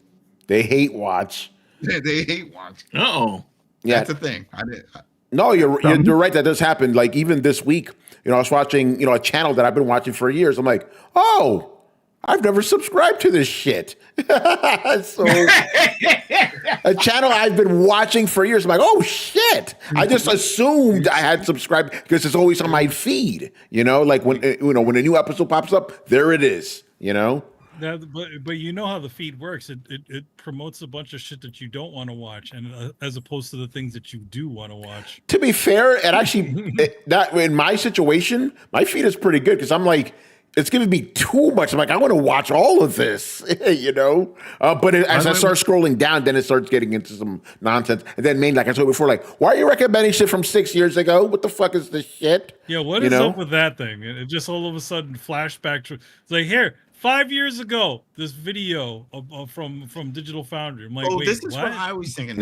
I see that too, and I don't know if you get the emails. YouTube, get the emails. I get the emails. They talk about promoting and stuff like that. And what they'll do is they will send an email, and it's like, hey, this video you did X amount of months ago did very well. Do you want to promote this? And then you give them whatever amount of money, depending on how you want to promote it, and then they push it because they're like, hey, okay, I see what you're saying. How Yeah, can we do good now? So throw us like $20, and we're gonna push it out there for you. We'll do some promoting, and I think that's what's going on. So I think some people, that makes sense. I did do good a few months ago. Let's remind people, and that's why you see this random old shit pop up. Yeah, but like shit from 6 years ago, I'm like, why do I need to watch angry gamer nerd video from 10 years ago or something? Next time that happens, click it and then just take a look at the numbers. If you see some ridiculous count, then that's why. That's exactly what makes sense. By the way, shout out to speaking of videos I've been recommending a lot of Torrance Davis videos. Excuse me? Apparently he's working off a new studio, so shout out to him. All right. Yeah. That's what's up. No. All right. Yeah. Manny, you got anything? I see him on the boat. Yeah. So, what we got going, MGS Con, all that stuff has already happened. Still got some, nostalgia covers coming up soon with Kari Randolph. Also, Power Rangers number 9. Power Rangers Prime number 9. The cover myself is out there. We also do have a contest that we did mention in passing. Unfortunately, I wasn't here the last episode where we could actually hash that out. But I can actually tell you what we're going to be giving away. We're going to be giving away. Real quick, only because it's related. Kari, has he ever been on the show? I want to meet this guy. We've had Kari on like once or twice. You have? Yeah. We have a long time ago. I swear, I always hear this is your partner in crime for a lot of this stuff. Like, shit, I'd like to meet this guy. All right. Cool, dude. We do have, I can tell you what we are giving away. So what it is the collector's edition of Metal Gear Solid Delta, but it's a special version of that. It not only comes with the game, the patches, and but it has some additional things. We have a Foxhound sticker that's included with it, a box of Calorie Mate, which is also going to be inside there. My original Solid Zero Subsistence art book with the Metal Gear Con exclusive belly band on it, and 3 pieces of original Metal Gear posters and prints that are also going to be all included. So this version is what I like to call the Zero collector's edition. So it has everything that you would ever want from the collector's edition, plus a little bit more. So that will go out to the luck. But now we have to hash out how we're going to get this to the people. Yeah, and when do we want to do it on Sunday or want to do it next Thursday? I would say let's go for next Thursday. Okay. Let's just do this. We can do this. Maybe do a setup on this weekend. Yeah, that sounds Just good. Get. Mm-hmm. All right. Works for me. All right, man. I start wrapping up, so make sure you follow Throwdown on Twitch and Twitter. Like Adam said, subscribe. You know, cut the bullshit. Yeah, hit like, subscribe, ring the bell, be notified, all that good stuff. Join the Discord and check us out on your favorite podcast app. Links to everything down below. Once again, our show is Tony Polanco, and tonight I was joined by Emilio Lopez. See you next time. Chris Seeley. Hey, take care, everyone. You didn't say nothing. Carlos Romero. I'm officially old. You know how I knew that? Oh, how? I don't get the whole Labubu thing. What the hell's up with that? What? Well, you guys are older than me, so that makes sense. The fuck are you talking about? I don't know. You know. I know, Carlos. That's a baby talk. Yeah, you talking about Honey Boo Boo, like that fat bitch? Right. Like, what are you talking about? I don't know. It's and Brian will probably explain this to us because he's more in the know probably. But yeah, it's something that I don't understand. Okay, let's do that after the show. Fuck, what the fuck you talk baby talk? Adam Vale. Have a good week. Don't eat a Snickers upside down. Brett Murdoch. It has been real, party people. Richard Bailey Jr. Have a good weekend, everybody. And Brian Manjoma. I only know that Borderlands 4 came out because Rand Pitchford tweeted something stupid. Oh, man. All right, guys. We'll see you on Sunday. Stay safe out there. Peace.